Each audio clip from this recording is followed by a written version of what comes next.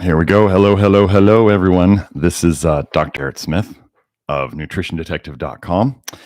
And we have an exciting show today. This is the Love Your Liver live stream, for those of you who don't know. And we are here trying to help undo all the corruption and damaging nutrition science that has been foisted upon us as humanity, started by, just so you know, vitamins research was started by the Rockefellers and Merck to increase pharmaceutical companies' profits because they were worried that their medication profit line was going to slow down and shrink eventually. So they created the vitamin science industry. So if you trust them, I love it when people are arguing that vitamins are so important. And I go, well, it's good you're keeping them in business. The Rockefellers have huge dairy research too. I don't know if you know this, but go look up Rockefeller and dairy, and they're researching tons into dairy. That's how vitamin A and vitamin D and calcium all got started, and that's why you could never get enough calcium in your diet almost without eating dairy. It's almost like the science has been corrupted from the start. Anyway, today, what are we going to go over today? Looks like my little lamp, the bulb, crapped out, so I'm going to have to fix that. So let me just add this at the start here. For those of you who are subscribed and using the live chat, thank you. That's awesome. For those of you who are here today, if you want to help this get out to more people, if you're in the chat, make sure to X out of the chat and go like the video, and then you can come back in the chat. No problem. For those of you who are watching this later, as a lot of you have been doing, I really appreciate it. I really need for you to keep it up too, is whatever size comment you want to leave. If you're watching this at a later date, leave a comment below. And, as I said, some people just leave comment, and that's fine. It just helps the computers in the background know that they should share this with more people. So, yes, as Jonathan said, the Rockefellers are such great humanitarians. Yes, they love us all. They care for us. They want us to live long and happy lives, free from any external interference. That's really what they're after. Yes, absolutely. And then, yeah, Hope said right there with the Gates family. Yes, if you haven't seen my Twitter thread on Bill Gates and his predilections or his interests in population control and the connections that Bill Gates has to vitamin A. Bill Gates loves vitamin A. It's his favorite vitamin by far. And this is he puts his money where his mouth is. So go check that out. Okay, so Allison, I will get to that. I will get to your super chat. Thank you for doing that. I want to get to the stuff I came here, the main topic of today, which is 4 testimonials. We had lots of testimonials posted in the Love Your Liver program this last week. For those of you who are members of the Love Your Liver program, I put the links down in the info for the video below, so you can just click on those and it'll take you to those testimonials. Otherwise, folks, I don't put the testimonials out here with names and other stuff like that because it's private information, but people inside the network posted it. So if you're in there, obviously it's private, but it's public inside the network. So let's get into it. The first testimonial. We have a person that I'm working with directly. So she's doing the nutritional testing and consultation with me, and she's also in the Love Your Liver program, who came to me with primary biliary cirrhosis. Okay, so cirrhosis is fibrosis or scarring of the liver. So the liver is basically, the way I picture it in my mind, is the liver is slow. In cirrhosis, it's turning into a raisin.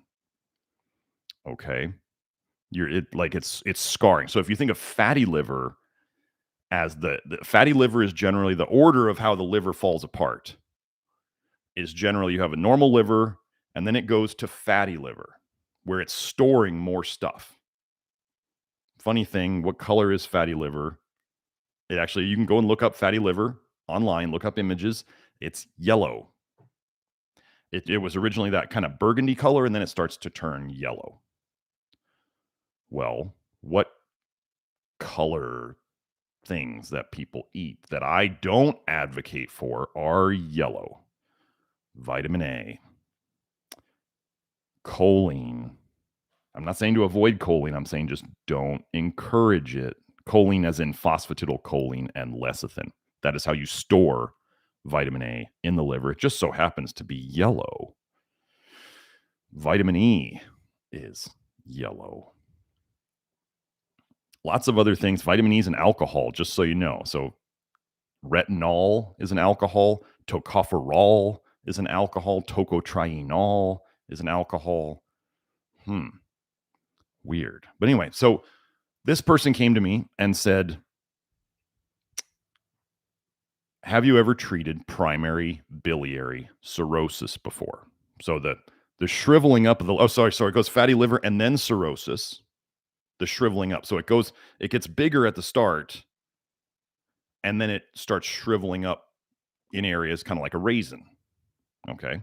And then the next step would be necrosis. That would be like liver failure.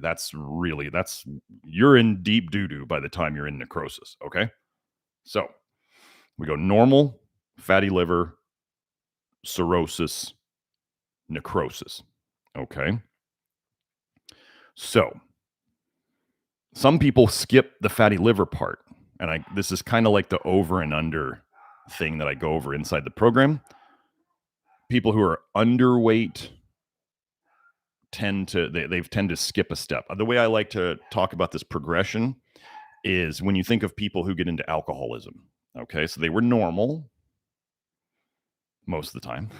Then they start gaining weight. So think of that as fatty liver. They're gaining weight, fatty liver. It's like an analogy, right? And then as they get further and further into alcoholism and their liver gets sicker and sicker, then they go and they start losing weight. They often keep the big, hard belly, but they start losing weight everywhere else. This would be, sorry, we have a dog visiting. So if you hear the barking, that's the dog. Anyway, so cirrhosis would be like the alcoholic who has finally started, they can't hold weight on. And then the last step would be death and necrosis. So we don't want that. Anyway, so this person was in the cirrhosis stage, which is very significant. So let me go over let me go over her testimonial and then I'll go over the numbers.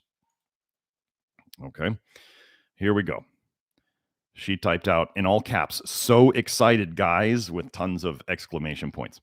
"I've attached the results and scale for evaluating an elastography report, which indicates the amount of scarring that is in the liver. If you check the top of the photo, I have all my reports for this test since I was diagnosed with PBC, primary biliary cirrhosis.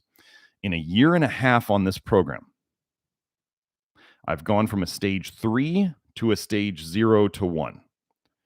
According to my doctor, her hepatologist, liver doctor, no one has ever walked away from PBC. He's never seen it. You get worse until you need a liver transplant. I told him back in 2011 when I was first diagnosed that unless I'd gotten it wrong, I didn't believe that was God's plan for me. Kinda looks like I got that right."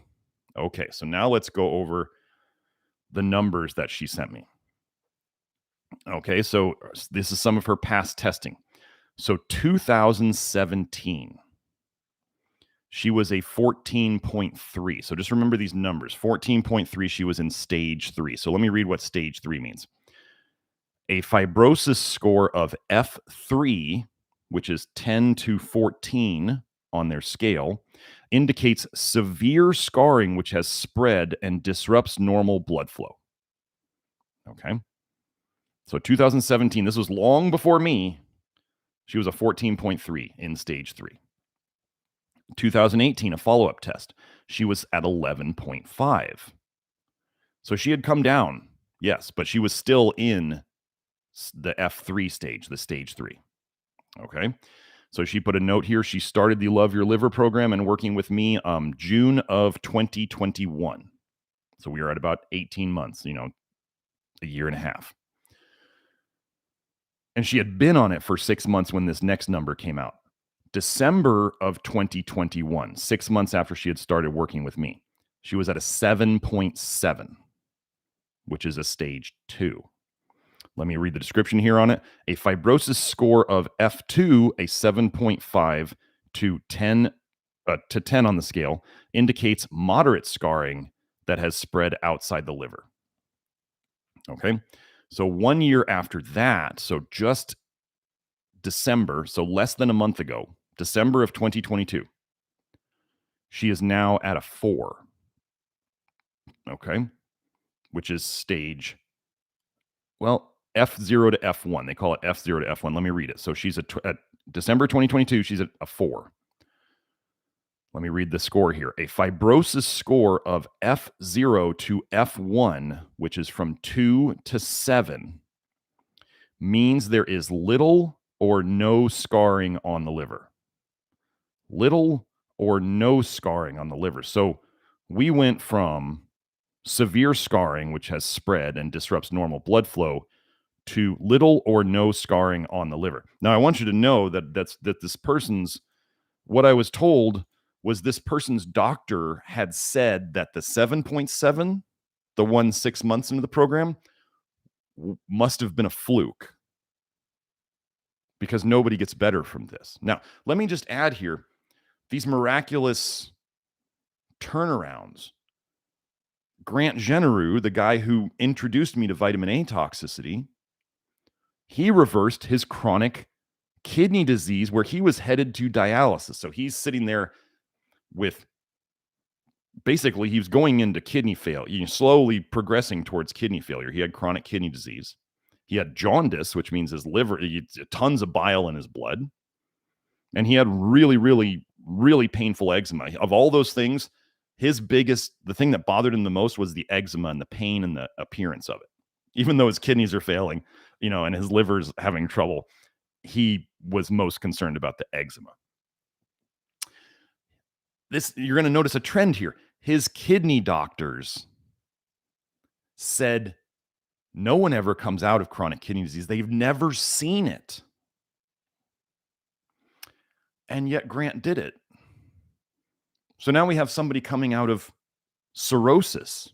The liver is actually, just so you know, is the liver repairing the cirrhotic tissue? No, the liver is, humans don't tend to repair damaged tissue. What we tend to do is we just tend to cut that out and put in new tissue.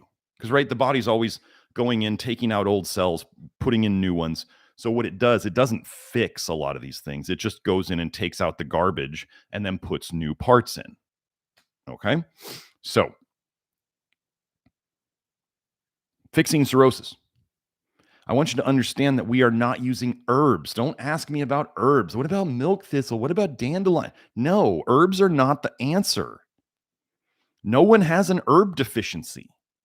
If herbs are doing something to your liver, they're making your liver do something that either it couldn't do or it didn't want to do.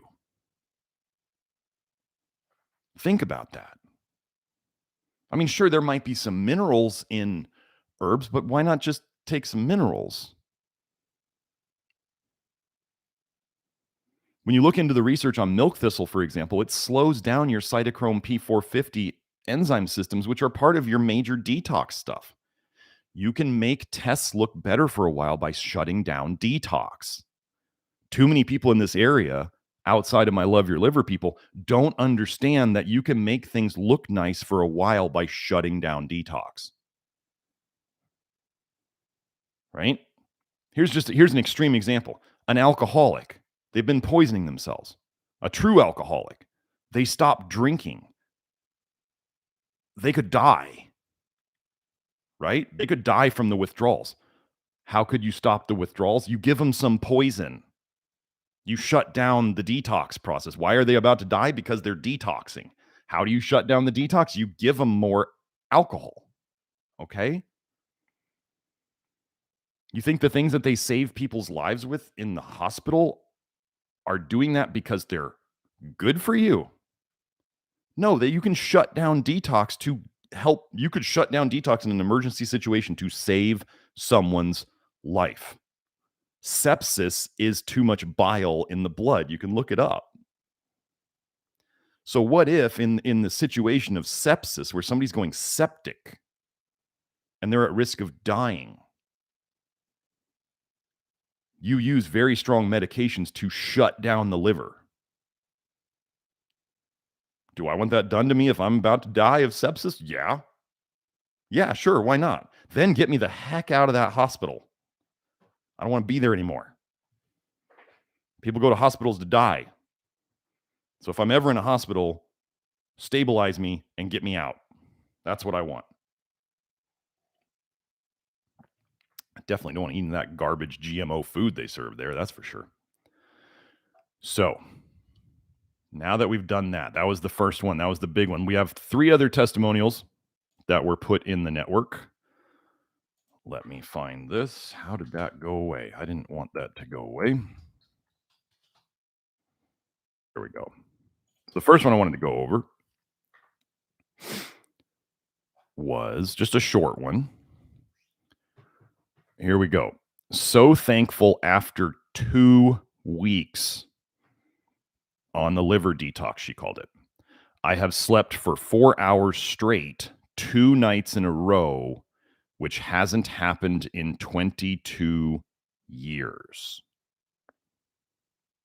Let me read that one again. For those of you who have not had chronic insomnia, you don't understand. You have no concept of how good this is for a person. Here's what she said. After 2 weeks on the Love Your Liver program, basically, I have slept for 4 hours straight, 2 nights in a row, which hasn't happened in 22 years. She put 2 exclamation points there because that's a big deal for people who have insomnia. Okay, continuing. Generally, I am up usually every hour with hot flashes. Another bonus is that I had a cyst on my back that was to be surgically removed. But now it is just so tiny, I am going to cancel the appointment. Not to mention my feet are getting softer, not so hard in the heel area. And the reason I started all of this in the first place, I haven't had a reflux issue since I started. So thankful to Wardy. She's referring to Wardy Harmon, who is a member of the program and a very big fan and has had me on several of her podcasts, for sharing this information. And thank you so much, Dr. Smith. I am glad we could be of service. So insomnia was one of the biggest things that I have fixed in myself. Hot flashes or waking up with night sweats, waking up feeling hot, that's a bile dump happening to you in the middle of the night. So we are reducing her bile dumping into her blood. I want you to pay attention because I talk about cysts and growths and tumors as your body is making extra storage space for more toxicity. If you don't understand this, it's not your cells have gone rogue and they've turned into zombie cells that are just reproducing, and it's like your own cells are now trying to kill you. No, that's Rockefeller medicine, where they need to create an enemy. They're making your own body your enemy. A war on cancer. So they're your own cells. So you're having a war on yourself. It'd be like if you had a child that you were trying to raise right, and the child the child was going kind of rogue, let's say, and now you're going to have a war on your child. It's your own flesh and blood, right? That's not the goal. You're not trying to just cut it out of your life, right? You try to figure out, how do we remove the toxicity from this relationship? Wouldn't that be a much better solution? So we've had multiple people report cysts that are going down. And I talked to somebody the other day, they shall remain unnamed, but they were saying that they had a spot that they were absolutely positive was skin cancer that is fading away on its own. Now, this took a long time. Skin stuff, to get the stuff out of your skin, your body has to get a lot healthier that it can start sucking the stuff out of your skin and detoxing it. This is not stuff. This is, this is 2 weeks. This person had these results in 2 weeks. Is this common? For some people, yeah, I mean, it is. It can happen. Absolutely. Is there a long way to go? Yes. But what this person probably did was what they took out of their diet was something that was really driving all these problems. Can I say what that is? I mean, it could be vitamin A. It could be other things that we work on in the program. People who think my program is just vitamin A, you have woefully underestimated the work that we're doing. If it was just about putting out low vitamin A food lists, I mean, is that good? Yes. Yes. Is that all that we do here? Is this what's helping the cirrhosis in the other testimonial? It's not just low vitamin A.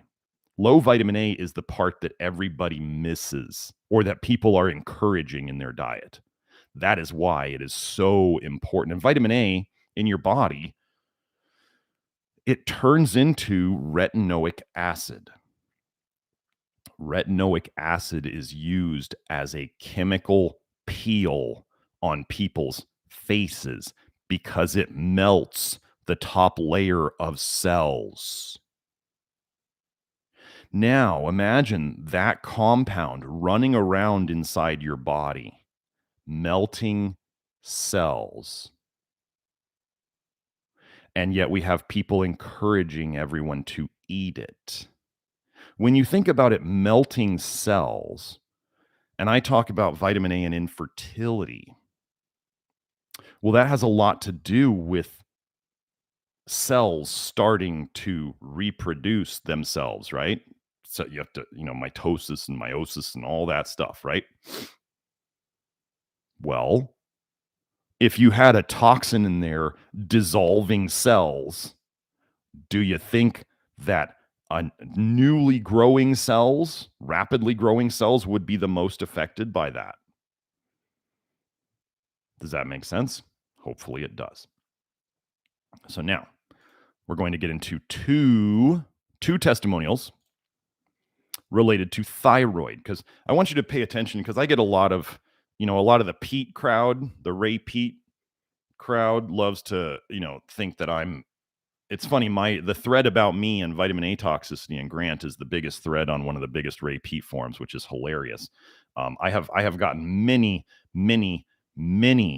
clients from the Ray Pete world, because the Ray Pete dietary approach is absolute trash. Absolute trash. They'll start bumping up people's, for all the people out there doing the Stop the Thyroid Madness or the Ray Pete stuff, and you're just self-dosing on thyroid meds, and maybe you feel better, maybe you drive yourself hyperthyroid, which is what a lot of people do. Anyway, you're medicating yourself, you're treating symptoms. Nothing they're doing is actually addressing the root cause of the low thyroid, or else people's doses wouldn't be going up over time. So we're going to go over a couple of testimonials here about what these two ladies were noticing in their thyroid progress. Okay, here we go. For my fellow hypothyroid peeps out there, I just had some new thyroid panels done. This is the first time in 2 years since my Hashimoto's diagnosis that I have normal T3 levels, despite not taking T3 during either of those tests. So she skipped it, I'm guessing the day or the night before is what she means. My T3 levels have come up 32 points since my last test on August 24th of 2022. So that was about 5 months ago. I am still taking 88 micrograms of euthyrox, but that's the only medication I am currently on. That dose was the same between both panels. This program works. I am a very sensitive type and don't currently tolerate any supplemental minerals besides potassium and magnesium, and I have to watch my diet very seriously. But even with my issues, here are the results. Stay true to the principles of this program, and you will have improvements even if they come slowly. Happy New Year, y'all. Keep working at it. So let me continue. There was a comment underneath it from another woman. This program has improved my thyroid function to where I am taking 2/3 less thyroid medication than when I began this detox lifestyle over 3 years ago. What's crazy about this journey is my free T4 levels remain the same despite the lowering of my medication. I am euthyroid on much less medication and hope to wean off of it sometime next year. I hope you understand the gravity and the implications of what we are talking about here. We are fixing thyroids. Most places, I mean, even in the naturopathic community, even in the alternative community, once people are on thyroid, like, people don't talk about getting people off of thyroid. Most of the time, they are not getting people off of thyroid. They don't even talk about it. I want you to understand also, with these people, the second testimonial, that is a woman who works directly with me. Let me say this. I believe the person about the cyst and the insomnia and the reflux and that stuff, I'm not sure, that I don't remember this person's name. I think they might have had a pseudonym on the network. I don't think I'm working directly with that person. The cirrhosis person, she is working with me doing the testing and consultation. And the second comment about the hypothyroid, I know she's directly working with me. I don't remember who gave the first thyroid testimonial. So I want you to see that some people are working with me, doing the testing and consultation with the hair testing and the blood tests, and they're getting results. Some people are doing just the Love Your Liver program. And I know this last person, the next testimonial, is just doing the Love Your Liver program. Some of them are doing the Love Your Liver program is a do-it-yourself program. That doesn't mean I'm answering everybody's questions there. I mean, it's a do-it-yourself program. And there's a 1,600 people that you can ask questions of. It's like what Facebook should have been in terms of people working together.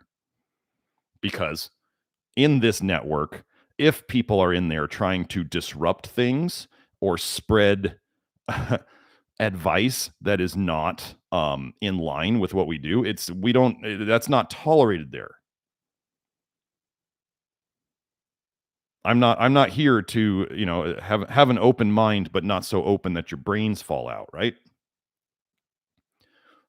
We have tons of people helping each other in there. And then we also have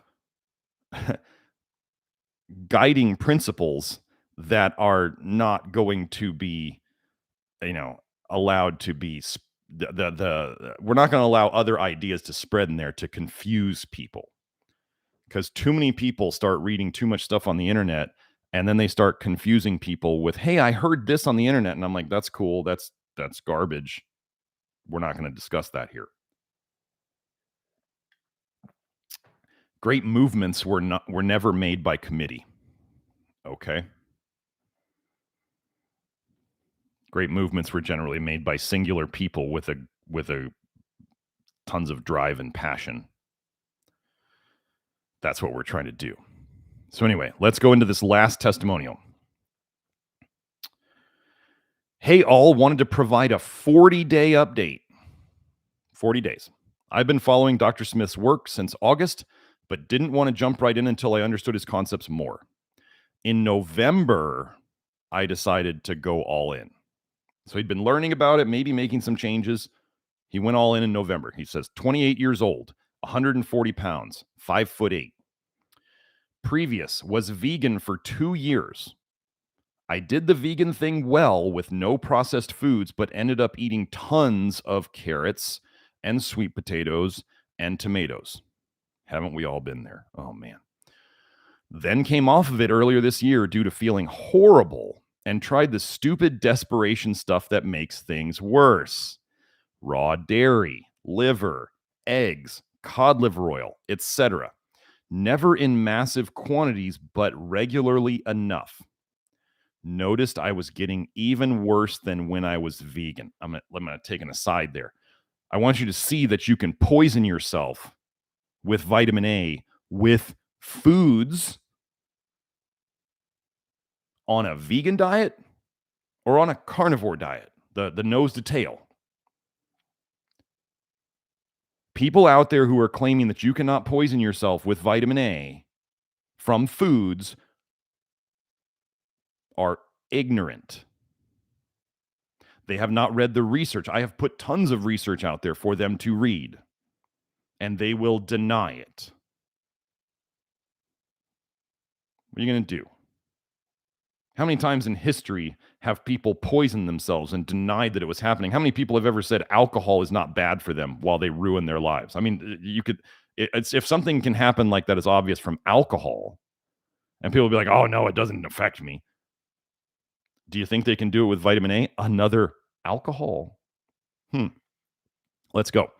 Now, diet has included meat, beans, rice, quinoa, apples, bananas, oatmeal, and once a week, potatoes / lentils / avocados. Okay. I've aggregated all of my health issues prior to the 40-day restart that I was hoping to resolve below, as well as their current status. So I want you to listen to this. I want you to see that not everything, many things are better, and not everything's better. This is a marathon, not a sprint. Okay? Here we go. Light sensitivity outside and on the computer, gone. Blurry vision / inflamed eyes, getting better. Eye floaters, getting better. Joint / bone pain, particularly in legs.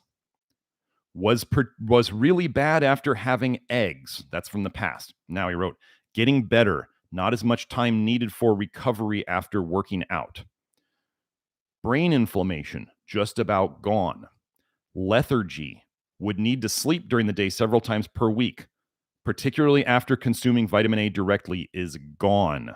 Forgetting things or poor focus, getting better. Low motivation to do anything, including house chores, much better. Gray spots on eyes, same, no difference. Bloodshot eyes, very slightly better. White spots on nails, same, still there. Other thing that has come up that I was not expecting. I've developed a sort of chest tightness in the upper right area around day 28. I was sick this week, so I didn't eat one day, and the next day I noticed I didn't feel it. But then I went back to eating and felt it again. This makes me think it is either related to meat / salt intake. I've increased salt during this trial phase, or some kind of mineral imbalance. We'll continue to run experiments here, but would be curious if anyone has felt this before. So what he's doing, so this is at the end of this, he's saying, here's all these things that are better. And he's asking the 1,600 members of the Love Your Liver program, has anyone had this before? Isn't this is the most amazing thing that people can do in the program, is they can say, I have this weird thing. I don't know what's going on. Has anybody else had this? And you should see the responses we get in there. It's great. Sometimes I learn things. I'm like, oh, I hadn't thought of that. Now, I would say, knowing what I know about eye stuff, the first things I would think that could be issues here would be zinc or taurine. Those are the things I think of when I hear eye stuff. And also the nails.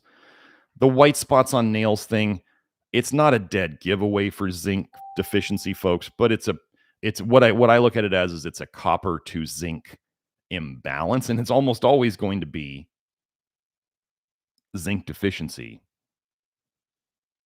And then maybe the copper's high, maybe it's not, but we're getting into some very interesting things in copper in some of my private discussions with people on the program.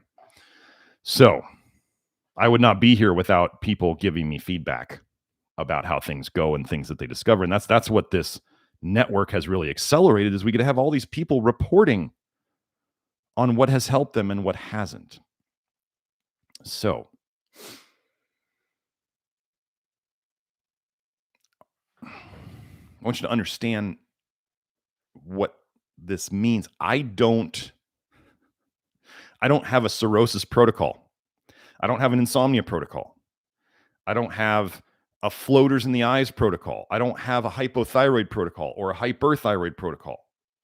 I don't do protocols. Protocols are for people who are not wanting to use their brain. They want to turn off their brain and say, what's the recipe? What do I do? Let me ignore all the feedback from my body and just do what's on the screen because I don't want to have to think. The people on this program who are doing this well are listening to their body. As you heard in that last testimonial, he was like, oh, this happens when I do this. This happens like the guy who was saying when he ate, it got worse. And when he was fasting, it was better. And then when he ate again, it got worse. Well, let me tell you something. What happens when you eat? You dump bile. If you dump bile and it goes into your bloodstream, it causes systemic symptoms, and they could happen anywhere in your system. Anywhere. Your weak link in your chain. So this is how, so obviously it's something and I'm sure this person has, connected these things. It is connected to bile, toxic bile theory, if you didn't know it. If you want to know more about toxic bile theory, if you're new here, go watch episode number 71. That's where people tell me I went over toxic bile theory the best. But that's where, if you fast and you feel amazing, here's a tip. If you fast and after the first, day where you're hungry and all of a sudden you're like, my brain is so clear and I have so much energy and I feel so much better and oh, my skin's getting better and you stopped dumping bile and the bile stopped leaking into your bloodstream.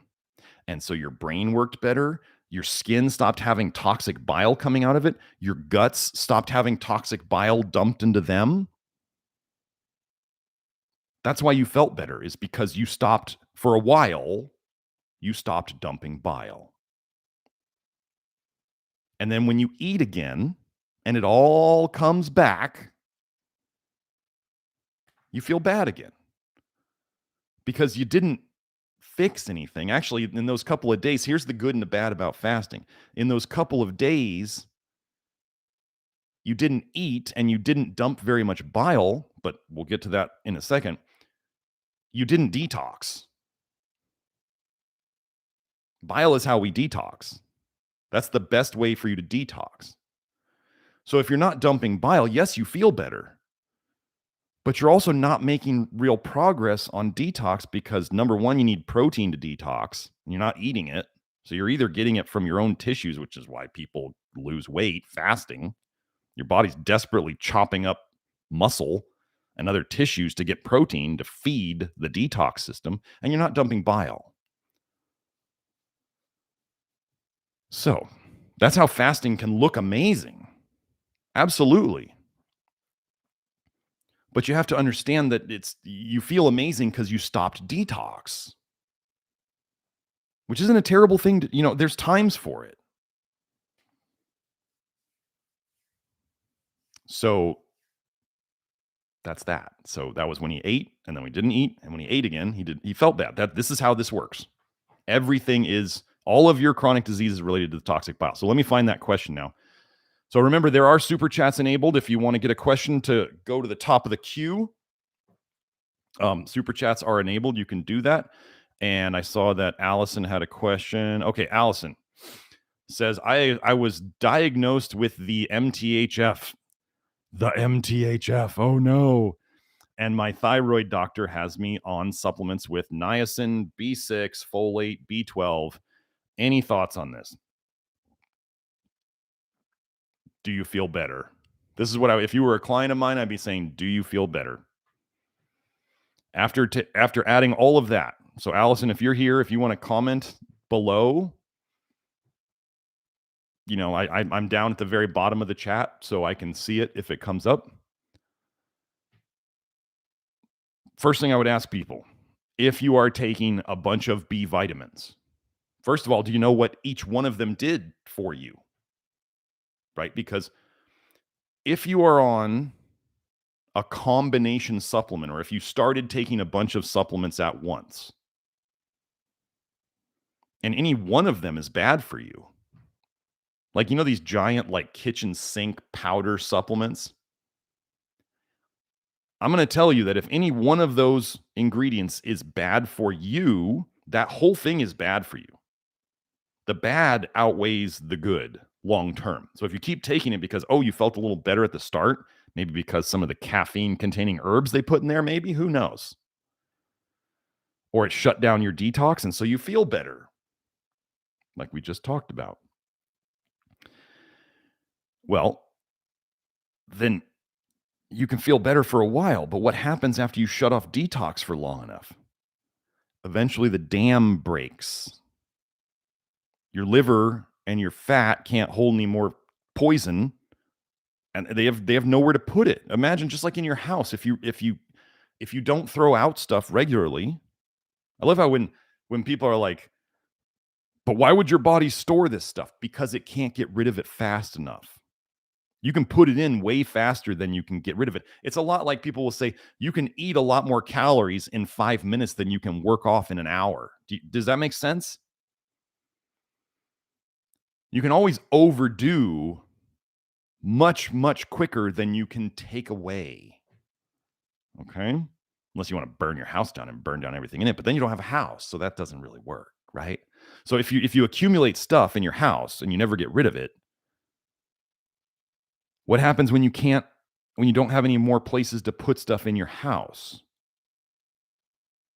Where's it going to go? Well, in your body, it goes into your blood because there's no place for it to go. This is why a lot of people will feel better at the start of things, and then over time, it all falls apart. I call it the duration paradox. It's like caffeine helps people's energy at the start. It helps their energy. And then over time, they get more and more tired and they need more and more coffee to feel normal. Well, where did that energy go? It's the duration paradox. It's what poisons do in us. They can often make things feel better at the start and then they get worse over time. So with B vitamins, first of all, methylation.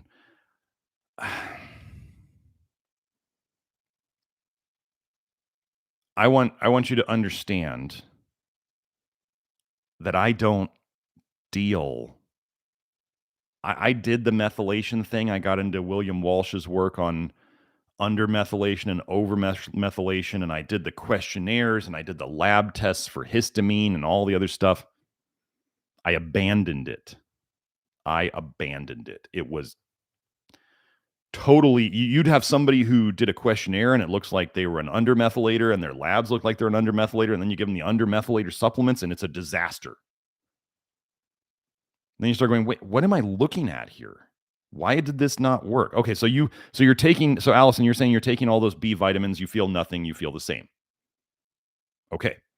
So what that means is that those B vitamins are not doing what was hoped, yet they are adding a strain on your liver. Everything you eat, everything you consume, everything you put on your skin that comes in goes through your liver.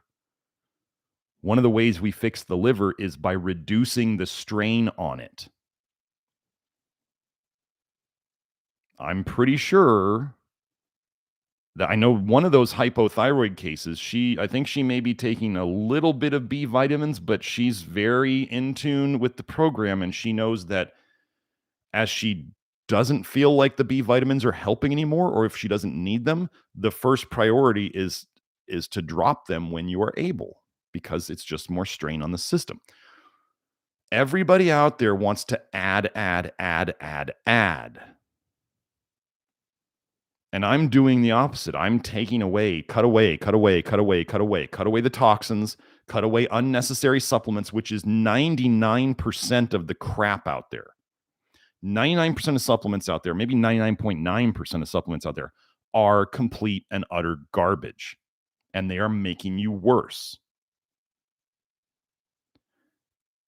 Here's a tip. If the supplement industry as a whole was helping humanity to do better, it wouldn't exist. Remember who makes vitamin D supplements? Everybody thinks vitamin D is going to save the world. Big Pharma makes D supplements. They make all the raw materials. Supplement companies just put it into soft gels and sell it to you in a bottle. So if you're buying vitamin D supplements, you are supporting pharma. If you're buying vitamin supplements, B vitamins, they're made by pharma too. I remember it's probably less than this, but I remember I was learning about who makes all the raw materials for vitamin supplements. It was like 6 major pharmaceutical houses made all of your vitamin supplements. They're going to get you both ways. So that's why my selection of supplements is very short and sweet, because of the things I've seen work. Allison, I talk about B vitamins in the program. If you are taking and this is for anybody out there, if you are taking B vitamins, first of all, if you started them all at once and you don't know what each one is doing, you should stop them and re-add them one at a time for a week each and see if you feel any different. If you feel nothing or you feel worse, stop taking it. Put it in the supplement graveyard. Maybe you'll need it later. And then once it's sat in there for 5 years, throw it out. Okay? So first I want people to know what each thing does, right? Imagine that, being sort of scientific about it. You add each thing one at a time. First of all, the other thing about B6 is B6 toxicity is very real. Go on Facebook and search for B6 toxicity. There's a bunch of groups on there. B6, pyridoxine is an alcohol. Pyridoxal 5-phosphate, the one they say is the active form, pyridoxaldehyde, that's an aldehyde. I forget what the acid is called. But B6 can accumulate in your nerve endings and cause neuropathy, folks. Go look at those B6 toxicity groups. People give themselves B6 toxicity by eating lots of B6 foods. How would this happen? Because their ALDH sucks. What do we work on in our program? Repairing ALDH to normal, not boosting it. I was actually just listening to a guy, and he was talking about, it was a guy on dating, and he was saying the key to dating is not to try to increase the attraction to you. He said it's basically don't do things that decrease the attraction. And I was like, this is like the same approach that I do. We're not trying to make the liver run faster. We're not trying to put more and more stuff in. We're trying to take stuff away so the liver can run the way it's supposed to. We're trying to put in the minimal supplements that the liver needs so that it can run correctly. This is why we test. This is why my best advice is we test, we don't guess, and then we address. So we know exactly the minerals. And just so you know, the minerals list is very short. The only minerals I really care about in terms of putting them into the body, making sure the body gets them, is magnesium, potassium, sodium, zinc, selenium, and molybdenum. If you're going to ask me about any of the other ones, I'm going to tell you I already thought about them. I don't use them at all. All these results that I just went over today did not include copper or manganese or lithium or none of it. What we need as humans is a very small, very short list. And if you're out there throwing down a bunch of other, and lactoferrin is very helpful. Lactoferrin is helpful. I use some other supplements to specifically get the body to move in the directions that I want, but I understand that the goal is to not need them in the future. But here's the other thing. If all you needed for the rest of your life was a couple of supplements to have an amazing quality of life, and not have chronic disease. So I want you to think about this. Some people are like, well, I don't want to take supplements. I refuse to take supplements. I'm going to do, whatever I want. Okay, cool. And then you watch them and they're like getting to some point. And let's say we know that the food supply sucks. I mean, even if people are growing their own stuff, it's if you think that the stuff going on in the world is not affecting people who are eating their own food at their own house, I mean, it's still affecting it. The rain is still poisonous. So, if all I had to do was like let's say somebody's doing testing and they're doing it every 6 months with me, or maybe after a while of working with me, maybe they figure out kind of what they need to do. And they do their testing, they go, I'm good on zinc. I don't have to take zinc. Or they look at their testing and go, holy crap, my zinc dropped. Must have been that I changed my diet in this way because it was doing better before and now it's not. Oh, maybe I need to take some zinc. Is that terrible? So they can keep their body running. I mean, if you check the dipstick in your car, right? Your oil dipstick, and you go, I'm low on oil. I should add some oil. Like, would you do it for your car? Would you be like, nope. Since my last oil change, I'm not gonna add oil until my next oil change. I don't care. I don't need supplemental oil. Doesn't that sound silly? Why would you treat your car better than your body? So what I'm saying is, if we can test minerals, the specific minerals, and we know that you need them, and we can give them if you do need them, why would people be against that? They say that 50% of the soils in China are deficient in zinc. 50% of the soils in China. And that's China. Do you think you're getting the real information out of China, or do you think they would make it look a little better than it actually is, or maybe make it look a lot better? So maybe, I don't know, maybe 90% of the soils in China are deficient in zinc then? How would they get their zinc if they don't supplement? So what I'm getting at is a small investment in your health, right? You can pay a little bit now or you can pay a lot later. There's people out there thinking that I'm like some gatekeeper of information because I charge $99 a year for the Love Your Liver program. Those of you who have spent thousands and thousands and thousands of dollars on your health before to get nowhere or to get worse, please feel free to comment in the chat or the comments below if you watch this later as to how valuable the information in the Love Your Liver program is. Oh, and just so you know, anybody who works with me as a client doing the testing and consultation, the Love Your Liver program is included because that's the diet stuff I need for you to know that I can't explain in our consult. Okay? So that is the Love Your Liver program is included for people who work directly with me or with Nathan. I've trained Nathan Weens. He's my second guy he's helping people now. So pretty cool. Someday we will do practitioner seminars. I've done a couple in the past. I'm in another evolution stage right now, so I can't do one right now because I gotta solidify where I'm at right now. This is always evolving.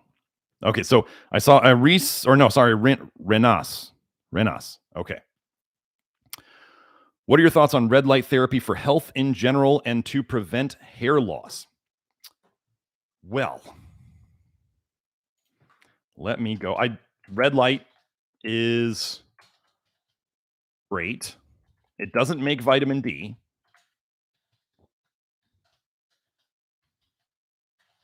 Let me find the paper. Here we go. I'm going to put this link down here. So let's talk about what light does. Let's do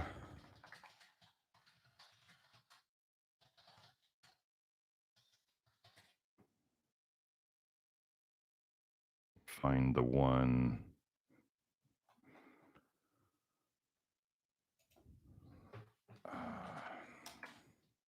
Find the one on sunlight.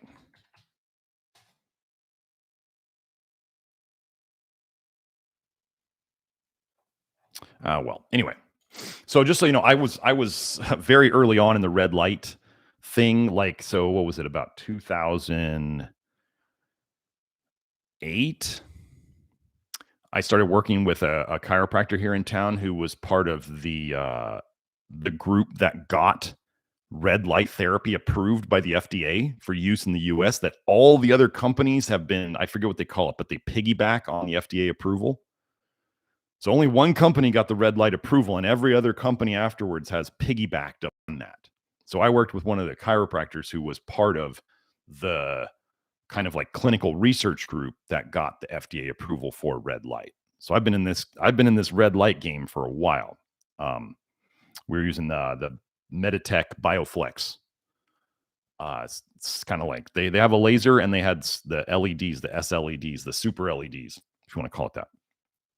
So the question becomes, people think that, oh, the red light's stimulating the mitochondria and it's doing all this stuff. Well, how about this?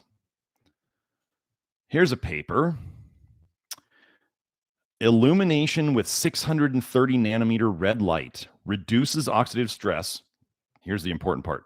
And restores memory by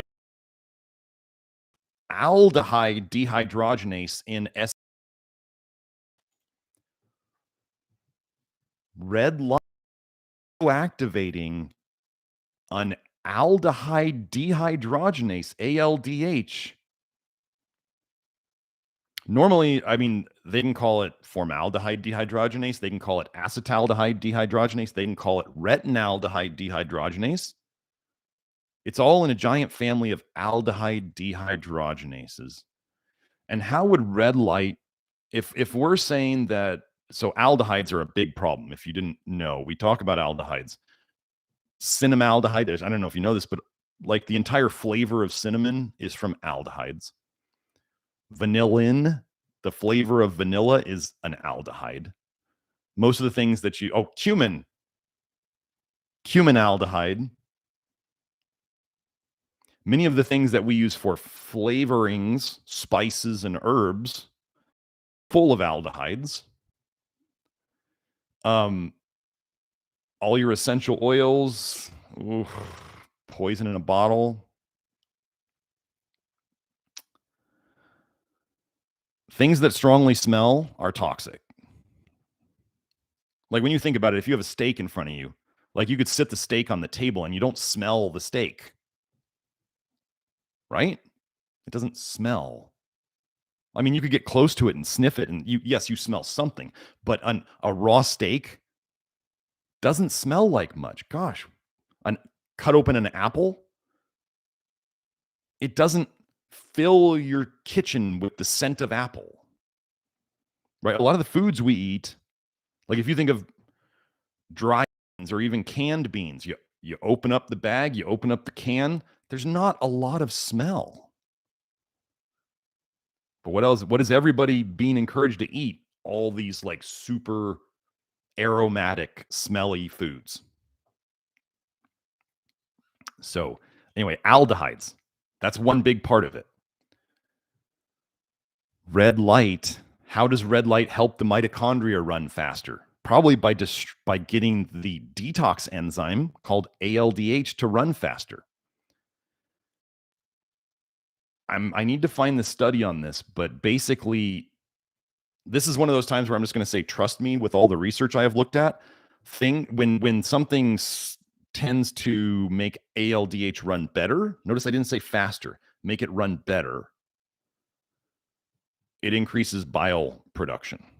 And when things slow down ALDH, it slows down bile production. That's the general gist. I've got, you can find studies on one and the other, and then you start going, oh, there's a pattern here. So this is how manipulating ALDH can make people feel better or worse, depending upon what stage of the detox they're in. This is why some people, when they do red light, I remember getting into the laser stuff very early on, and they said some people, you treat them, and then they have like a detox reaction, and they feel worse for about a day, and then that goes away. I just said increased ALDH or making ALDH run better can increase bile dumping. You increase bile dumping in a very sick person and they leak bile into the blood and they feel worse. Shocking. Shocking how all of this connects, right? So that is what red light is doing. That is what near infrared, if you're using, so using infrared for heat is not the same thing as using near infrared light. Okay. But yes, red light, near infrared light, sunlight, UVB light, they are destroying toxins in the skin, probably through activating ALDH, just like that stuff says. So red light for hair, I actually think it's one of the, if you go and you look into iRestore, they've actually done some research on red light for hair. I think of all the things that people could do for hair, the red light approaches are to be the least toxic. So I put the link to the iRestore helmet there.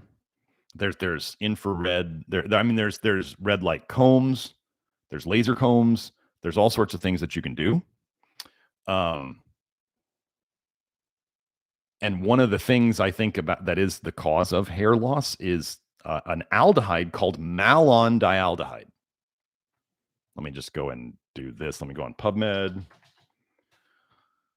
Do a quick search for malondialdehyde alopecia.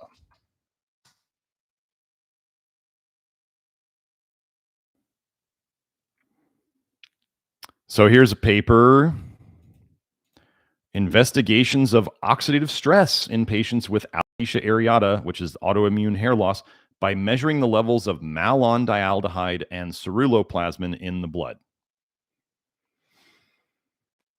Conclusions. Patients with alopecia areata displayed significant plasma malondialdehyde levels. Oh, let me go back up to results. Plasma malondialdehyde levels were significantly higher in patients with alopecia areata compared with controls. Seems important. An aldehyde.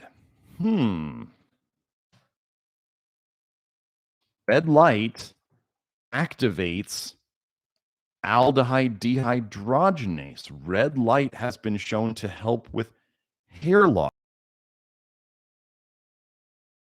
These together now. Malondialdehyde is a fatty acid. What are we trying to do on the program? Don't add fats if you don't have to.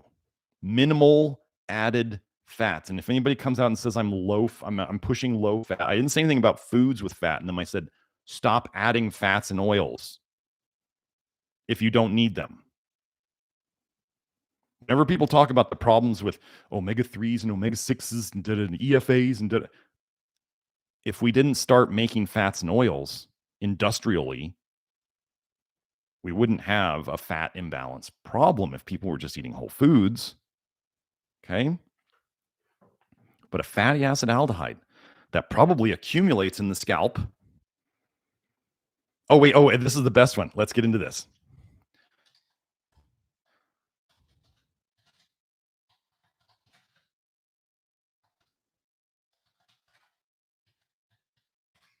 I can find the paper. I want you to understand how important this is.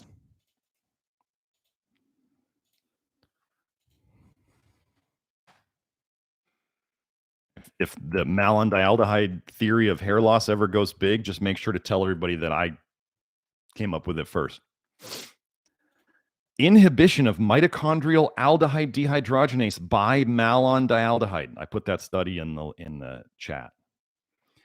Inhibition of mitochondrial aldehyde dehydrogenase by malondialdehyde. So understand, the aldehyde itself, this would be like saying a toxin shuts down the very thing that detoxes it. That's pretty scary.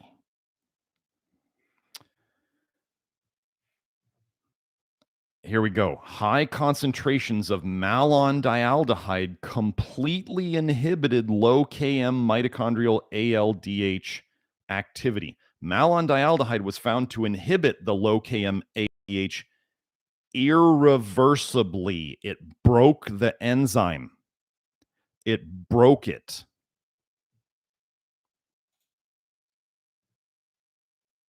The toxin at the ends, the ALDH was supposed to detox and move along the detox pathway. The toxin broke it. This would be like, I don't know, having a pair of pants that you put in your washer to get clean, and the pants break the washer. And now you go, well, now the washer can't clean my other clothes. Now you start developing piles of dirty clothes. So imagine this. Let's say you have poor blood flow up here, and malondialdehyde is going on in your blood.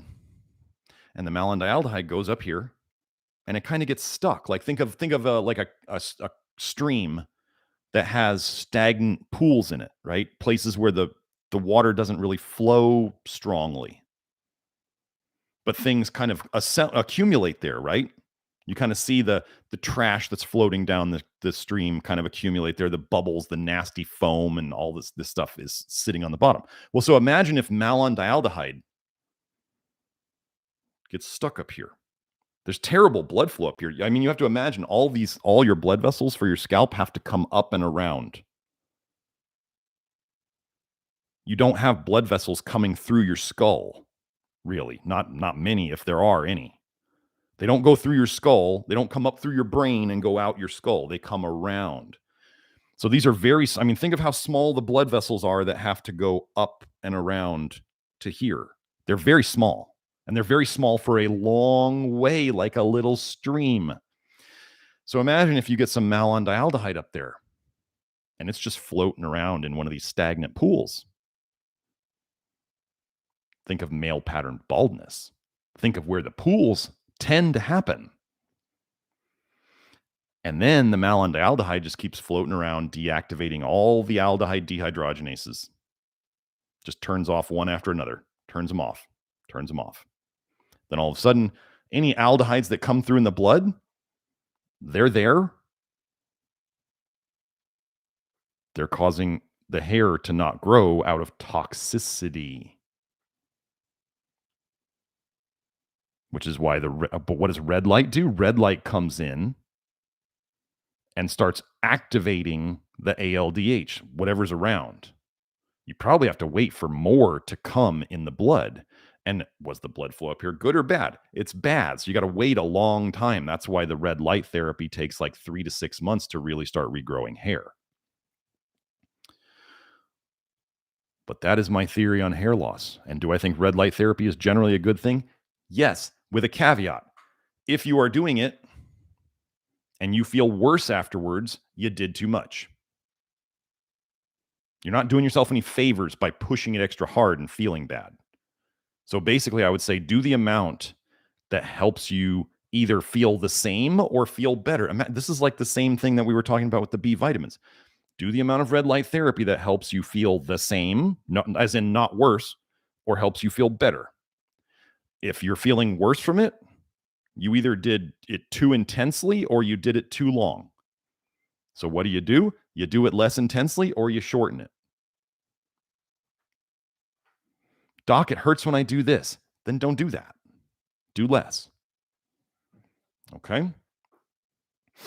So to prevent hair loss, you could start doing it to prevent it. Yeah. Most people are doing it after the fact, including myself. So, but that's the thing. That's why I think, so I want you all to think about hair loss approaches. There's not a lot of dietary or detox approaches where they'll say you're going to regrow hair, like where it's a systemic thing. Almost always you have to approach the hair loss by going right to it, right? The drugs that they tried to give people like orally, systemically, caused all sorts of problems. but they try to go directly at it with the red light therapy or the lotions or whatever. Because the problem is a blood flow issue combined with the malondialdehyde right here. So for those of you, I'm going to warn you, for those of you who think I just gave you enough rope to potentially go hang yourself with, and you go out there and let's say you read, oh, vitamin E helps reduce malondialdehyde. And so you're going to start taking a bunch of vitamin E capsules and you're going to store 20 times more vitamin A in your liver. And you're going to end up worse in the end. This is not a game. Just because you can go search PubMed and find short-term studies and you have no idea how it fits into the larger scope of detox means that you can go and F yourself up really bad before you realize it. This is not a game. You are dealing with the bile, and the toxicity stored in your liver is the entire reason you are sick. So if you go and decide you're smart and you do the wrong thing, you can set yourself back years. And you may feel better all along the way until the stuff hits the fan and your liver can't store anymore. Like with the whole lecithin phosphatidylcholine movement and people are talking about vitamin E now. I have multiple studies showing that vitamin E prevents you from getting rid of vitamin A out of your liver. And another study that shows that when they gave vitamin E to rats, they stored 20 times more vitamin A in their liver than when they didn't give them vitamin E. So vitamin E and vitamin A in your liver are like this. Gosh, why does vitamin E help so many skin things, Dr. Smith? I just told you. It takes the vitamin A out of your blood, where it might be coming out of your skin, and it shoves it right back into the liver. So people would often go and look at the studies on hypervitaminosis A, and they'll say, hey, vitamin E in these studies helped reduce the vitamin A symptoms. And I'm saying, yes, it did. And now their liver is so chock full of vitamin A that they'll never get rid of it. It's a short-term study. It looks nice. It's the duration paradox. It looks nice short-term. It's a disaster long-term. So you can go, and there's people who read the research. I'm just going to give you the worst example. They read the research and they go, hey, it looks like alcohol, ethanol, detoxes vitamin A out of the liver. No, it just made the vitamin A, some of it leave the liver and go into the bloodstream. That doesn't mean you got rid of it. The bloodstream is not where you get rid of vitamin A, folks. You get rid of vitamin A through the bile going into the gut mainly, or it's going to your kidneys and ruining your kidneys, or it's going out through your skin. Gosh, here's a weird thing with alcohol. People start to look red in the face when they drink too much alcohol. Their skin, right? So be very careful. If you want to know, I mean, I'm not trying to scare you out of doing this. Going low vitamin A is great. But if you're missing certain minerals and other stuff that your liver can't run the detox process as well, then problems can happen there. Problems can happen when people misinterpret the research, or they look only at short-term stuff, or they go, well, hey, this helped me, so this must be the answer. And it's like, yeah, you just haven't gotten to the end of the honeymoon phase yet. Sorry. It's going to end badly. I have to tell a lot of people this. I'm like, it's fun now. It's like the honeymoon phase in a marriage, right? It's fun now, but settle in because things are probably going to get, I'm not trying to be down on marriage, but I'm saying settle in because things are not going to be like they are in the honeymoon phase. So hope that answered your stuff, Renas. It's not, remember, the red light is helping to fix the symptoms. Nobody has a red light deficiency. It can help temporarily kind of boost the detox process. It could make you feel worse if you push it too hard, could temporarily help things feel better. And the whole goal would be, so if you're doing the red light and helping to get rid of toxins that way, the whole goal would be, what do we do on this program? We stop, or we reduce or minimize the toxins in, We help the body, we facilitate the body removing stored toxins, and we give it the essential minerals that it needs. That's it. The red light would help facilitate the detox process, but it's not. If you could very easily, like we talked about, you could easily put in more toxins than the red light could remove. Well, the red light's not removing any of them. It's just moving them along the detox pathway. This is the biggest problem that people don't understand about detox. Detox really only means once something is either completely broken down, which doesn't usually happen in the body. You don't completely break things down. You do what's called biotransformation, or you can call it detoxification, or another term is intoxication. So you just change the form of it. We call it detoxification, but it's not really, you're not necessarily less toxic until it leaves your body through your poop, through your pee, through your sweat. However, something leaving your body. That is true detox. People seem to think making the liver run faster means you're detoxing better. That doesn't mean it at all. You shuffling papers doesn't mean you cleaned out your office. Right? You can shuffle papers as fast as you want. It doesn't mean you got rid of anything. So it can be helpful if used properly in a bigger context. Okay. So let me see. I want to make sure I didn't miss any other super chats, but thank you for that, Reynos, and thank you, Allison. I hope I answered your question. Allison, I would be back to the B vitamins. I would be much more concerned about you getting the minerals right than I would be concerned about supplementing B vitamins that you've already started taking that obviously aren't helping, or you'd notice it. Like B vitamins, they're immediate. If you feel them, it's like that day. It doesn't take a week to feel B vitamins. So, okay. Well, it's 9:30 already. Let me do like 2 questions and then we'll be done. Okay. Free Michigan asks, what would you recommend to detox after a CT scan? Thanks. Okay. Well, a CT scan is not necessary. So this is a term, like a CT scan is obviously, it's like getting 100 to 200 X-rays, I believe, is the exposure. One of the few things that Ray Pete said that I agreed with is he said that there is no known safe dose of X-ray radiation.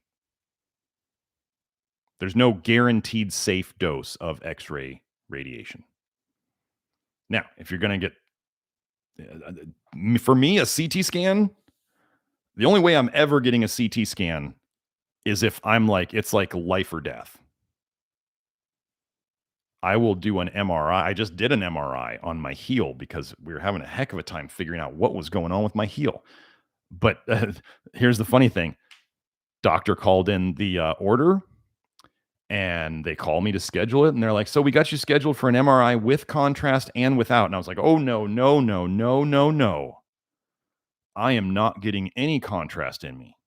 No way in heck am I letting you put radioactive garbage in me just to get a better look at my heel.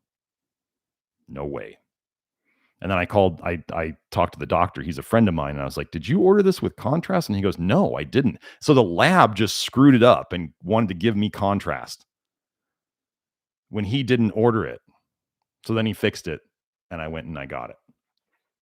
And now I have a very good game plan on how to fix my heel. Been not the most confusing thing in my life, but it's been, I do believe God likes to test me by giving me complicated issues to try to figure out. It's like he just gives me more puzzles. Here, go figure this out. But what I did get an MRI. I would get an MRI, I would get an ultrasound, I would get an X-ray. Like I would say, if you guys can't do something with an MRI and an ultrasound and an X-ray and have a pretty good idea what's going on, if this is not a life-threatening event, I don't know if y'all are going to figure it out at all. CT scan if I'm in the hospital and I got a brain bleed or something, or they got to look at my heart because my life is at risk. That's when I would do a CT scan. Otherwise, there's no way in hell I'm doing a CT scan. So that's my take on CT scans and how it would take a lot for me to ever get one first. How to detox? I mean, the idea would just be, well, let me just look. Let me see something.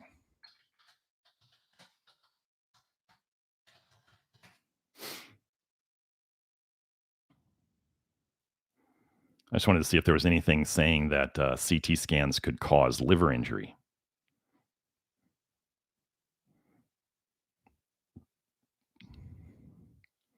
Well, basically, okay, so I didn't find anything. Not in a quick search.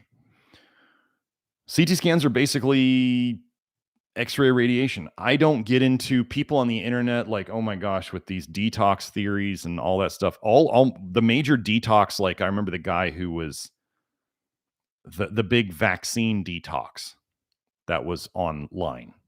That was like 30 supplements. I would look at those supplements now and go, probably 28 of those shut down the liver's detox. They don't speed it up. So they may make symptoms look better because we talked about how you can shut down detox and make things look better for a while. In the research, in the science, they can do this. And in people, it can make them feel better. I would just do, this is the thing, like I don't have a protocol for any of those testimonials I just went over.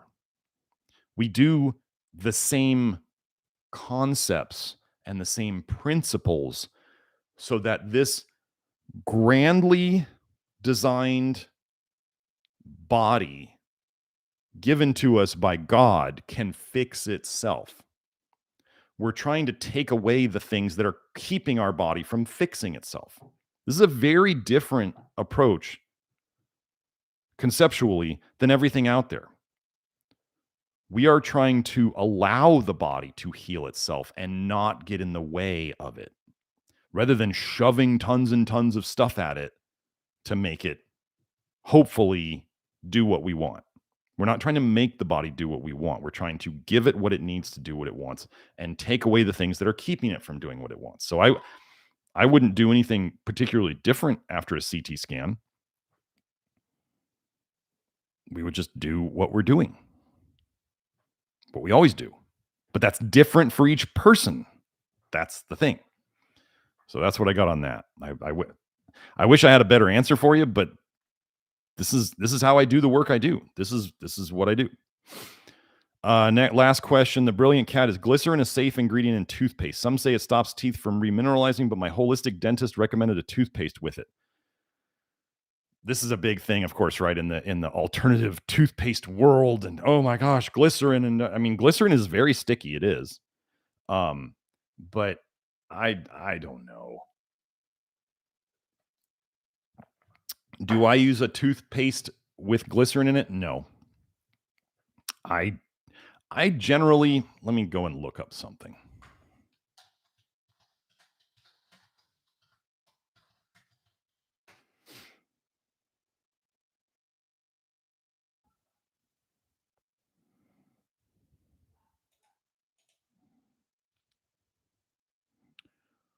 Let's see.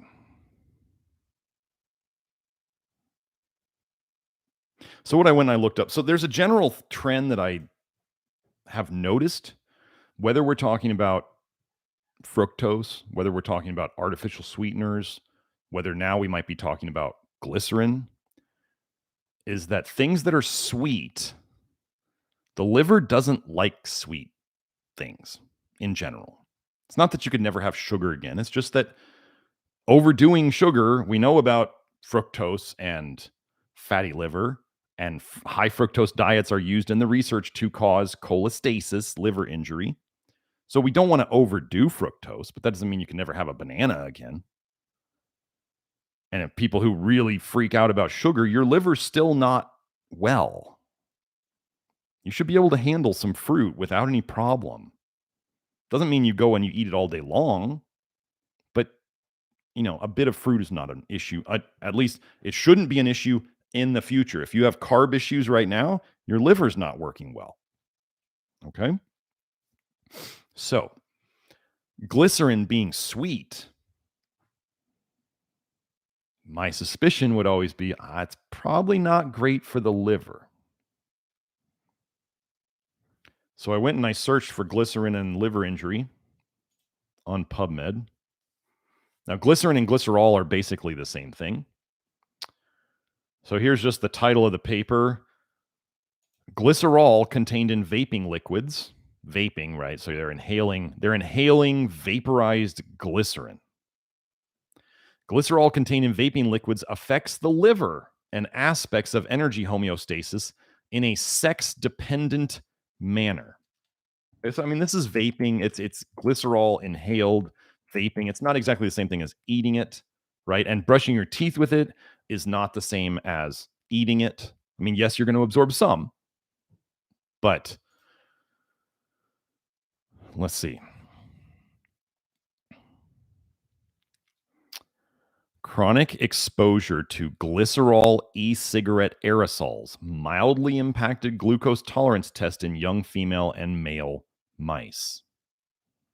Fasting glycerol, glucose, and insulin remained unchanged. Increased pulmonary lung resistance was observed in young male mice. So it's affecting the liver. Now, there's this paper I just looked at. I found on the influence of glycerin on the liver. This may be a little more illuminating in terms of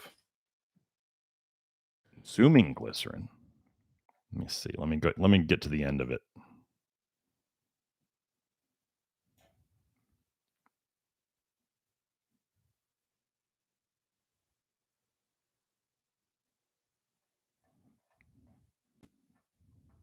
Let's see.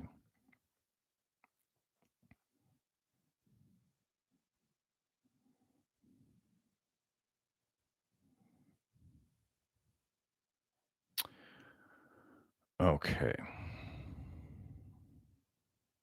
This is written in when was this paper?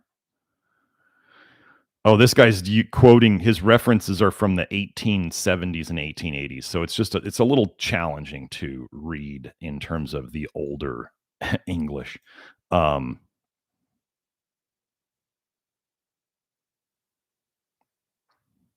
Yeah, I'm just going to skip this one. Anyway, y'all can look at it on the influence of glycerin on the liver. So I personally,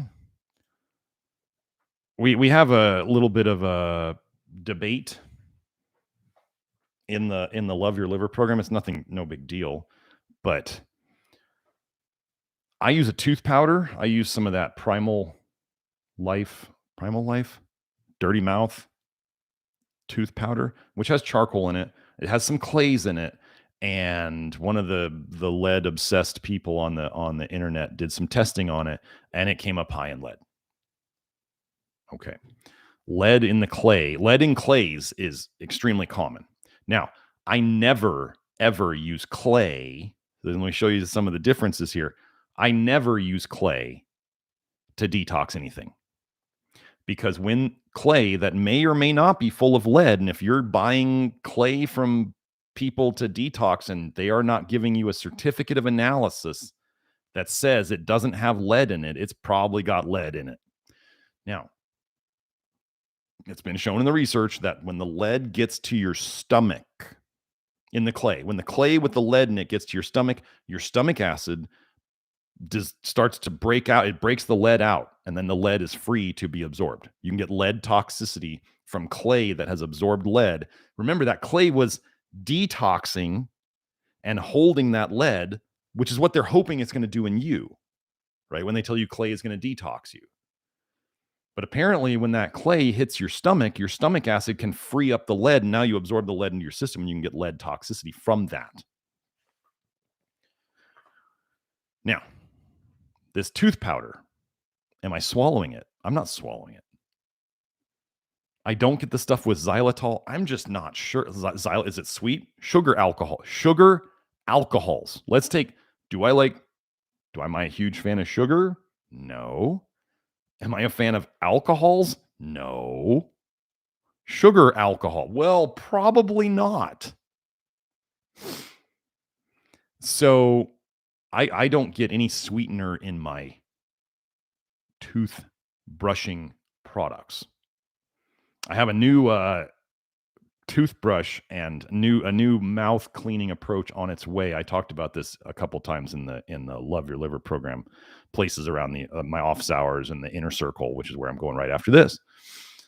Still waiting on that in the mail. I'm kind of excited about it. It's pretty cool. I hope it's going to be cool. And then that would get rid of the whole charcoal and clay and all of that stuff arguments, because there's none of that in it.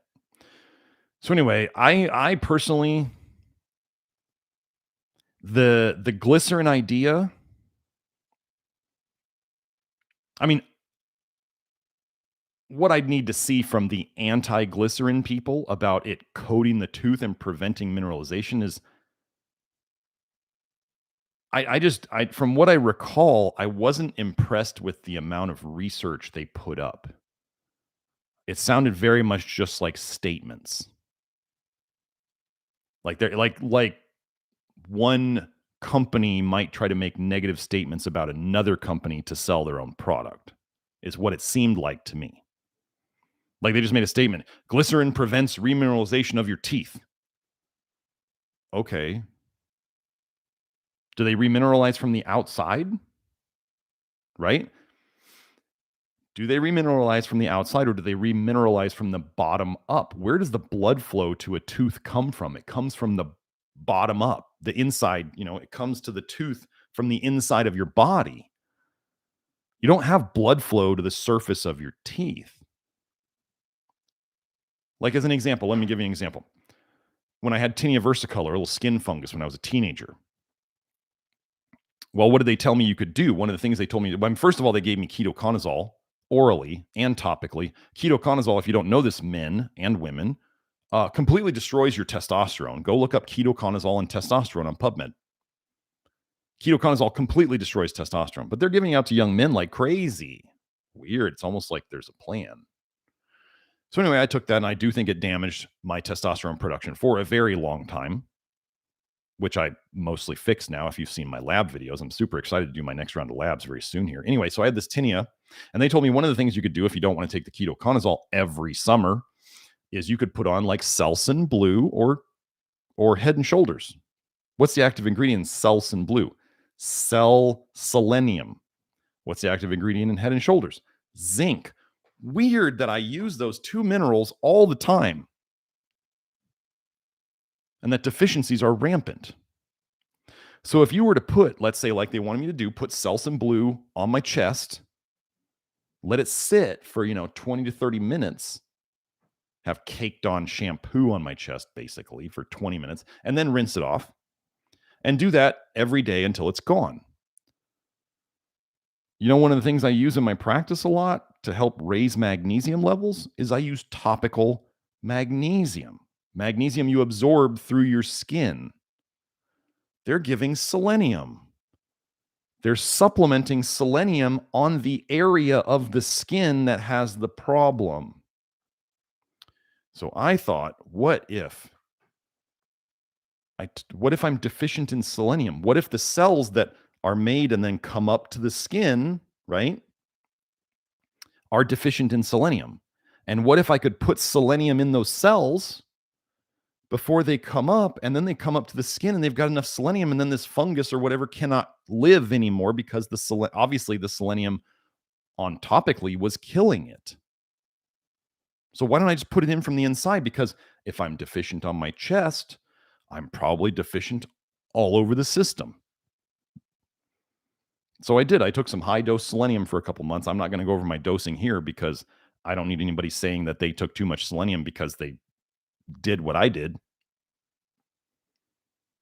But over the course of about 2 or 3 months, I did some high-dose selenium, and lo and behold, the tinea versicolor went away without having to smear Selsun Blue all over my chest and let it sit and cake on. And I do find over time, I do need quite a bit of selenium. That's something that I need. How do I know this? Because of testing and not guessing. So that's like an example of when we're talking about skin, like the cells come up from the bottom where the blood flow is, and you can affect what's on the outside, like the outside of the skin, the outside of the teeth, by what you're putting on the inside. Now, there are lots of approaches where they give like nano calcium hydroxyapatite. They're putting it in toothpaste now, and they put it in my tooth powder too, where you're putting calcium on the outside of the teeth. And it seems to stick and help mineralize them. Well, I would say you're probably in a lot better position to not be using glycerin if there's any concern. I mean, why are they putting the glycerin in the toothpaste? To make it sweet. That's all it's in there for. It's just to sweeten it without putting sugar. I'm not a 5-year-old. I don't need my toothpaste to be sweet. Right? I don't use straws, and I don't need sweet stuff to brush my teeth with because I'm not 5. I would suggest that once you realize that if there's a question about glycerin and you can manage to not have to have whatever you brush your teeth with sweet, so it's like dessert, isn't that weird? They tell you that sugar's bad for your teeth, but then they make it so brushing your teeth is sweet. Isn't that almost like a form of gaslighting? Right? Do this good thing for your teeth that's sweet, but don't eat sweet things because it's bad for your teeth. That's like gaslighting in a way. They would never do that to us, would they? So I'm not even a huge fan of the menthol, the peppermint flavor that they put in the tooth powder that I have. I don't want that there either. I don't want a flavor. I'm not 5, but you can't get it without it. So I may have to make my own tooth powder eventually, someday. Anyway, that's my thought on the glycerin is if you don't need it, don't get it. I mean, you can brush your teeth. There's people out there brushing their teeth with magnesium oil. There's people out there brushing their teeth with charcoal. There's people out there brushing their teeth with baking soda. And of course, all the medical places are like, don't brush your teeth with these. They're too scratchy. And then a guy on the charcoalremedies.com website just completely obliterated that argument. They're going to give you chalk to brush your teeth with. That's what most toothpastes are. They're just calcium carbonate and chalk. That's chalk. Calcium carbonate, magnesium carbonate. Just buy your own chalk. If you want to do that, you don't have to sweeten it. You don't have to add any other flavorings to it. You can just use good old calcium carbonate, magnesium carbonate. Anyway, that's enough on that. I just don't use the glycerin if you don't like it because it's only there to sweeten it. So let me just double check one last time for any super chats. Thank you both for the super chats today. Oh, there it is. Wait, there we go. Google eyes. Oh, googly eyes. Asks, is dry lips / mouth vitamin A toxicity or zinc deficiency? Oh, those are almost always tied together. So yeah, this is the last question. Okay, dry lips / mouth. Dry anything is a huge known side effect of Accutane. Okay, dry mouth, dry eyes. They've got tons of research on, let's say, young women who are usually the ones given Accutane having dry vaginal canal, like they don't self-lubricate like they're supposed to. Like drying things up is a huge quality of vitamin A toxicity. Absolutely. Then we get into and y'all can go and look that up. I've posted stuff on that on my research forum and all that stuff. Dry anything is a big deal. Now, one of the things that's funny is vitamin A toxicity destroys epithelial cells, which is usually like the outer layer of cells. Anything that has an outer layer of cells, that's epithelium. So the outside of your liver, the inside of your bile ducts, like anything that is on the outside or like has like the inside of a blood vessel or the inside of a bile duct, it's epithelial cells. It's like the lining of things. Vitamin A is well known to destroy epithelial cells. That's why when poor misled people who are using retinol on their face, they're like, if I use too much, it really messes up my face. Well, it's destroying your epithelial cells. That's what it's doing. What it does, if you do the supposed right amount, is it just speeds up the turnover of the cells. Probably why would you speed up the turnover of your cells unless you were destroying the cells? And the body's saying we need to make new cells? Isn't that why they do a chemical peel with retinoic acid? So they burn your face off and then your body makes new cells to come up underneath it because you just burned your face off.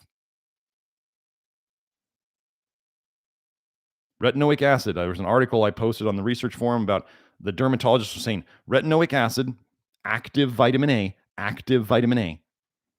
can be used to cause controlled wounds to the skin. Controlled wounds to the skin. When you eat vitamin A, some of it turns into a chemical peel, and it is going all through your body, chemically peeling everything it touches. Okay, but it's diluted, so it doesn't just dissolve you right where you stand, but it causes chronic diseases in wherever your weak links in the chain are. So anyway, epithelial cells, vitamin A causes them to replicate too quickly because it's destroying them, and vitamin A is also known to destroy neutrophils, which is part of your immune system. Okay? Epithelial cells and neutrophils make lactoferrin in your body. Lactoferrin is found in every single fluid in your body. Your tears, your snot, your earwax, your sweat, your pee, every fluid that comes out of you, every fluid that's running through you has lactoferrin in it. So I want you to just think about this. Every fluid you make has lactoferrin in it. Vitamin A destroys the cells in your body, the types of cells that make lactoferrin. Vitamin A toxicity is often associated with dryness, which means these things lack fluids, right? So if you tend to be dry in general, or you have very dry areas, I remember actually one of the ways I started to get into lactoferrin was I was on one of the Accutane survivor groups on Facebook.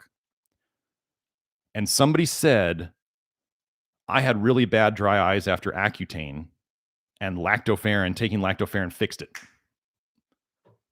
Now, if you guys don't know, I sell at nutritiondetective.com the highest quality lactoferrin on the market. And I can show you that because it's from fresh milk. I'm not going to use the magical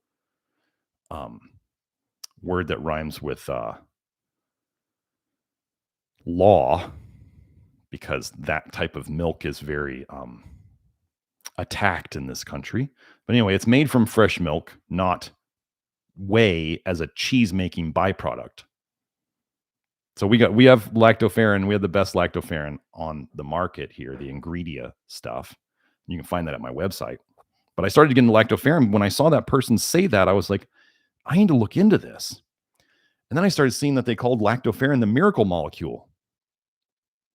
That's some pretty intense words from scientists.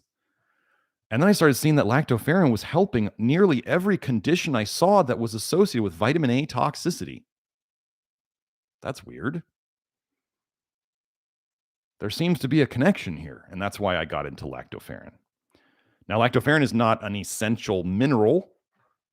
I mean, probably do you have to have it in your body to run things? Yeah, I would guess. That's why your body makes it. That's why it's the highest amount of lactoferrin you're ever going to get in your life is in human breast milk. I'm not giving people human breast milk. I like to isolate it from cow's milk. And the reason we like the isolated one, people go, well, why don't we just do raw whole milk or raw colostrum? You ever looked at colostrum, what color it is? It's yellow. It's full of vitamin A. I'll pass. And there's also lots of problems with milk. I mean, y'all need to understand. I know there's the raw milk movement and all that stuff, but even before there was pasteurization of milk on a wide scale, natural health practitioners have been taking people off dairy to help their health forever. This has been like a natural health thing forever. You got health problems, stop drinking milk. This is not a new thing. Okay, you're taking a fluid that was made by an animal for that type of animal and you're putting it into this animal. Like, why are eggs so allergic? Well, besides the vitamin A, you're taking proteins that were meant to turn into a different type of animal and you're putting these proteins in you. Meat is different. Meat is the animal. So, anyway, TJ's asking, does CeraVe have retinoic acid in it? I don't believe so. Differin has retinoic acid in it. That is a form of retinoic acid in Differin. If you use tretinoin cream or Retin-A, that is all trans retinoic acid. I'm trying to think of other retinoic acids that are used. I mean, Accutane is a retinoic acid. Your body turns vitamin A that you eat into Accutane and Retin-A. This is the biochemistry of vitamin A. No comment on that, Will. Okay, so but yes, so zinc? You need, so back to the question, you need zinc to protect you against vitamin A toxicity. Your body makes retinol binding protein and cellular retinoic acid binding protein to bind to vitamin A. They try to say in the research that it's to deliver vitamin A to the tissues that need it. No, it's an escort. And by escort, I mean like it grabs onto vitamin A and it protects you from it while it's bound to it. Retinol binding protein and cellular retinoic acid binding protein are made by your body to bind to vitamin A because free retinol floating around your system is super duper toxic. So your body protects you by making this. Now, if you don't eat enough protein, if you don't get enough zinc, you will not make enough of the retinol binding proteins, and the vitamin A that is in your system will cause you more damage. I go over this in the Twitter thread on how vitamin A deficiency doesn't exist. What we think is vitamin A, what we're told is vitamin A deficiency is actually a muscle meat deficiency in the diet. It's protein deficiency, it's zinc deficiency, and possibly taurine deficiency. So, vitamin A toxicity and zinc deficiency like go together. They generally come together. So is it? Yes, it's probably both.